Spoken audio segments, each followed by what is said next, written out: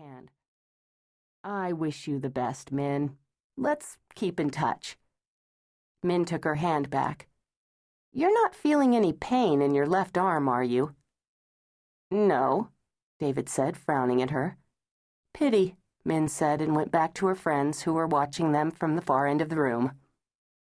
"He was looking even more uptight than usual," Liza said, looking even taller and hotter than usual as she leaned on the jukebox, her hair flaming under the lights.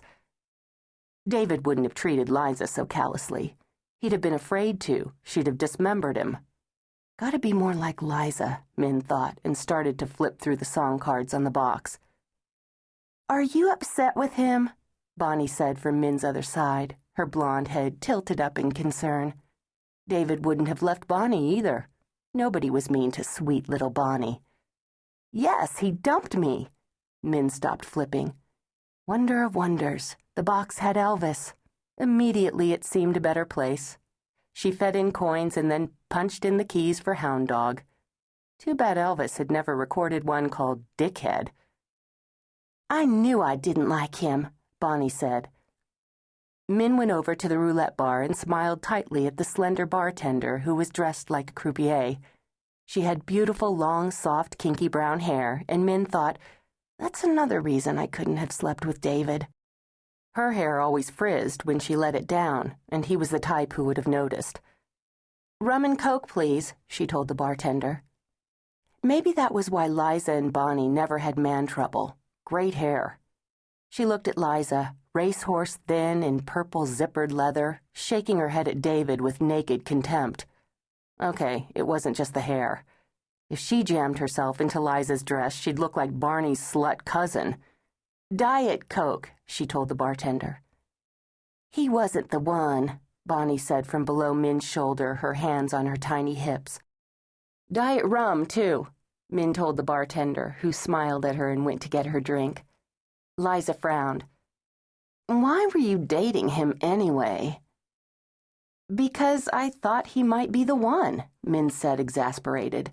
"He was intelligent and successful and very nice at first. He seemed like a sensible choice, and then all of a sudden he went snotty on me." Bonnie patted Min's arm. "It's a good thing he broke up with you because now you're free for when the right man finds you. Your prince is on his way." "Right," Min said. "I'm sure he was on his way, but a truck hit him." "That's not how it works." Bonnie leaned on the bar, looking like an R-rated pixie. "If it's meant to be, he'll make it. No matter how many things go wrong, he'll come to you and you'll be together forever." "What is this?" Liza said, looking at her in disbelief. "Barbie's Field of Dreams?" "That's sweet, Bonnie," Min said. "But as far as I'm concerned, the last good man died when Elvis went." "Maybe we should rethink keeping Bon as our broker," Liza said to Min. "We could be major stockholders in the Magic Kingdom by now." Min tapped her fingers on the bar, trying to vent some tension. "I should have known David was a mistake when I couldn't bring myself to sleep with him. We were on our third date, and the waiter brought the dessert menu, and David said, 'No, thank you, we're on a diet.' And of course, he isn't because there's not an ounce of fat on him, and I thought, I'm not taking off my clothes with you. And I paid my half of the check and went home early. And after that, whenever he made his move, I thought of the waiter and crossed my legs." "He wasn't the one," Bonnie said with conviction. "You think?"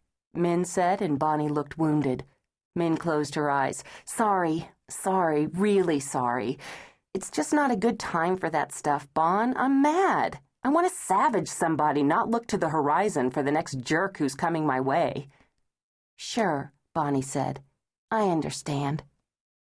Liza shook her head at Min. "Look, you didn't care about David, so you haven't lost anything except a date to Di's wedding. And I vote we skip the wedding. It has disaster written all over it, even without the fact that she's marrying her best friend's boyfriend." "Her best friend's ex-boyfriend. And I can't skip it. I'm the maid of honor." Min gritted her teeth. "It's going to be hell. It's not just that I'm dateless, which fulfills every prophecy my mother has ever made. It's that she's crazy about David." "We know," Bonnie said. "She tells every